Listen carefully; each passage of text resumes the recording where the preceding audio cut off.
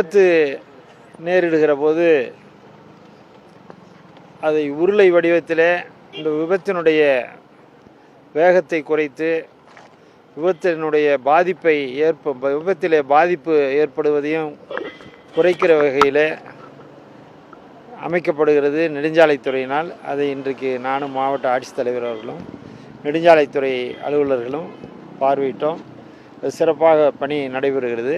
இது 8 இடங்களிலே நடைபெறுகிற பணி 4 கோடி ரூபாய் மதிப்பிலே இந்த பணிகள் நடைபெறுகிறது. கோடை விழா பார்த்தீங்கன்னா இன்னும் 2-3 மாதம் தான் இருக்குது. இந்த சாலை வசதிகள்லாம் எந்த அளவுக்கு பண்ணிட்டு இருக்கு?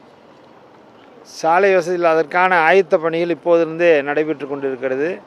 மாவட்ட ஆட்சித்தலைவரும் நம்முடைய நெடுஞ்சாலைத்துறை அதிகாரிகளும் அதற்கான முனைப்பான பணிகளில் ஈடுபட்டிருக்கிறார்கள்.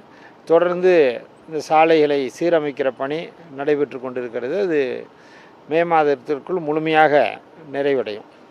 பல்வேறு இடங்கள் இந்த மிதக்கும் உணவகம் நம்ம ஏற்காட்டில் அது போன்ற இந்த ஏரியில் ஏதாவது திறக்க வாய்ப்பு? சென்னையிலே மாமல்லபுரம் அருகிலே முட்டுக்காடு பகுதியிலே மிதக்கும் உணவகம் தொடங்கப்பட்டிருக்கிறது. ஏற்காடு ஏரியிலேயும் மிதக்கும் படகு உணவகம் தொடங்கப்படுவதற்கான ஆய்வை மேற்கொள்ள சொல்லி அறிவுறுத்தப்பட்டிருக்கிறது. அது விரைவில் அந்த ஆய்வறிக்கை வந்த பிறகு அதற்கான முயற்சிகள் மேற்கொள்ளப்படும்.